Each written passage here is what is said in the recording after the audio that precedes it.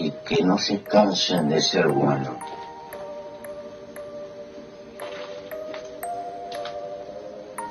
Aunque ser bueno no sirva para mucho, sirve para no arrepentirse con uno mismo.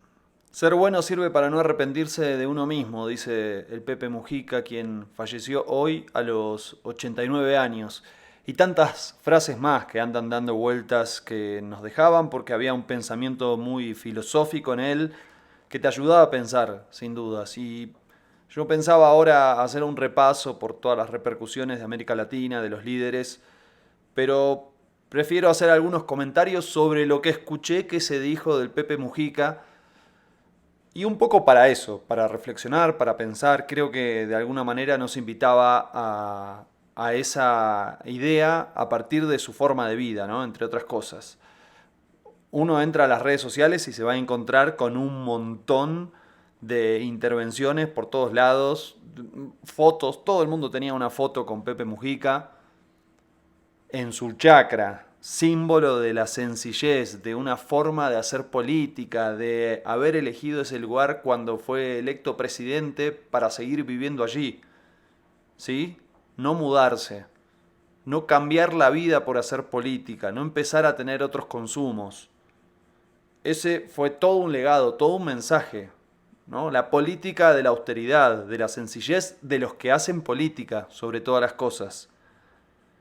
Fíjense ustedes que eso le falta mucho a la política en América Latina y en algún sentido le falta también a muchos de los dirigentes del progresismo.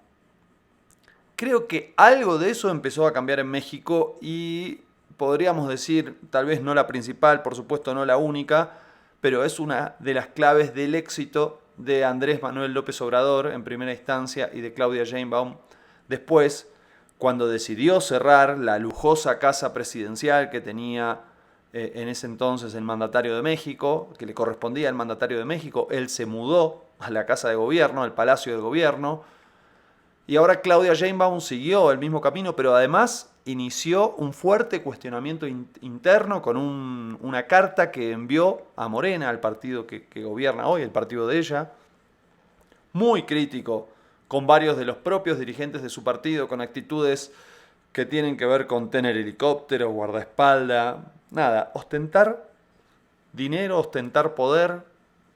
Bueno, de alguna forma, predicando su ejemplo, el propio Pepe Mujica siempre combatió eso. Después un tema un poco más espinoso. Hoy escuchaba, comprendió Pepe Mujica que el camino no era la violencia, que se había equivocado, y por eso empezó a competir dentro de las reglas del juego democrático. Y bueno, sí, eso sucedió, efectivamente, y así llegó a ser presidente. Pero quiero decir algo al respecto. Pepe Mujica estuvo 14 años preso. Primero fue guerrillero, ¿sí?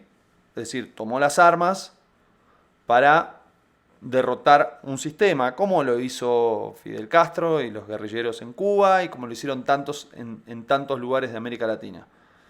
Pero después fue detenido, estuvo 14 años preso, en condiciones extremas, inhumanas, dicen muchos. No, pues no sé si inhumanas, pero condiciones extremas. Fue torturado. Y después salió en libertad. Y no sé, dicen que cambió su forma de pensar, o él mismo lo dice, tal vez. Pero sin meterme en su propia vida, y porque no, por supuesto que es una persona que no conocí, pero quiero decir que hay que tener mucho cuidado al decir eso.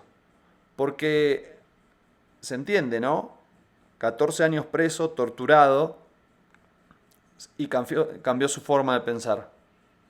Me parece fuerte como afirmación, al menos. Me parece que nos lleva a una reflexión, sobre todo para entender cuáles son las democracias que construimos, las democracias que nacieron en ese momento, con qué debilidades, muchas de ellas que se sienten hasta el día de hoy. ¿Sí? Y lo digo habiendo nacido en esos años, es decir, yo no viví la represión, pero sin dudas esas democracias débiles que nacieron después de dictaduras si hay algo que dejaron en claro es que hay cosas que no se tocan. Todos vamos a votar, pero hay cosas que no se discuten, ¿sí?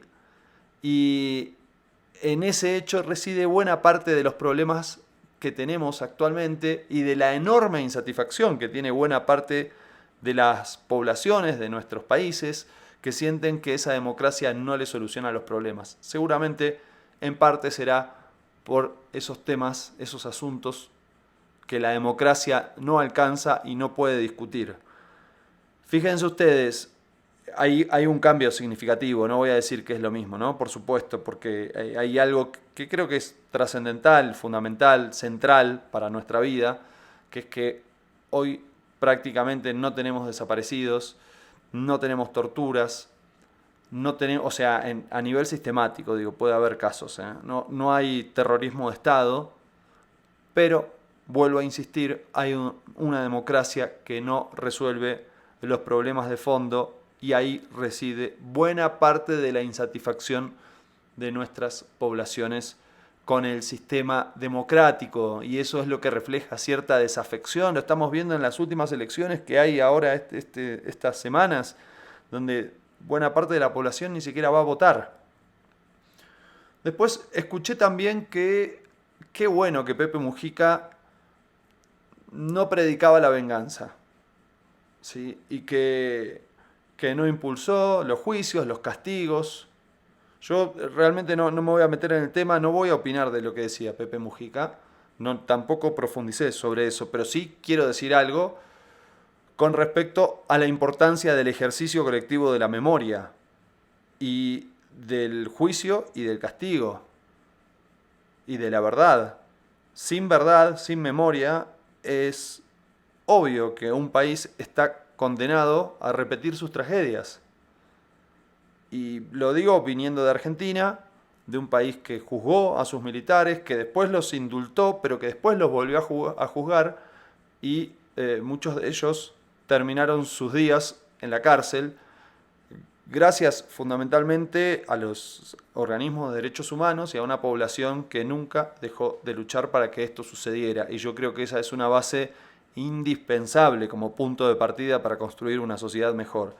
Cuando veo lo que ha pasado en España, por ejemplo, y ese acuerdo para olvidar, esa presión para que no se remuevan las cosas del pasado, los crímenes del franquismo, porque eso es reabrir grietas, yo la verdad que creo que es un error, creo que que realmente es muy problemático, porque si no se ponen ciertos límites, las cosas vuelven a suceder, o pueden volver a suceder, ojalá que no, pero digo, pueden volver a suceder. Y por último hablaban de la unidad también. Otro hecho de la unidad, digo, del progresismo, en este caso del Frente Amplio. Qué tema, ¿no? Tremendo. Sobre todo por lo que hemos visto en los últimos años, lo que estamos viendo ahora, con muchos partidos políticos que ostentan representar a ciertos sectores populares, como por ejemplo podría ser en el peronismo en Argentina, o el kirchnerismo, o el MAS en Bolivia, y tantos otros. Bueno, se entraron a dividir fuerte y no pudieron procesar sus diferencias internas, sus diferencias de liderazgo. Bueno, evidentemente es algo que ha saldado bastante bien el Frente Amplio en ese sentido. Y en parte tuvo que ver Pepe Mujica, eso sin dudas. No hay lugar a dudas con respecto a eso. Tal vez no es solo la actitud de Pepe Mujica, sino haber acordado un mecanismo para dirimir programas, ideas y liderazgos, que son las elecciones internas, y aceptar los resultados. Y eso nunca se tocó. Siempre fueron para adelante con ese sistema y lograron resolverlo. A veces el sector de Mujica lideraba y a veces no. Y no era que no tenían diferencias. Las diferencias eran muy marcadas en algunos casos y sin embargo, bueno, lograron llegar a acuerdos y dirimir esas diferencias mediante un mecanismo que fue este y que le funcionó. Bueno, en otros casos puede no funcionar y creo que esa es la virtud que han tenido para mantener esa unidad.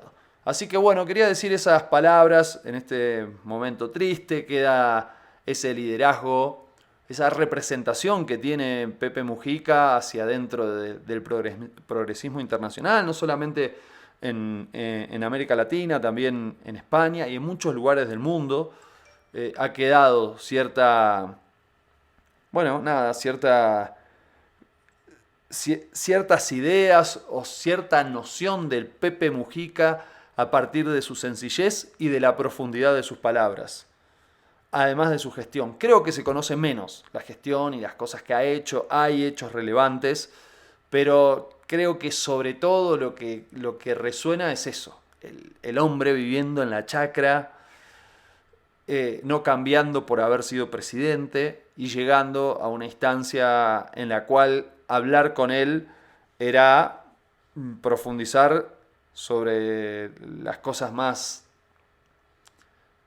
estructurales, más estratégicas y más humanas, si se quiere. Y ahí creo que reside buena parte de esta tristeza que hay seguramente por estos días en América Latina y en buena parte del mundo.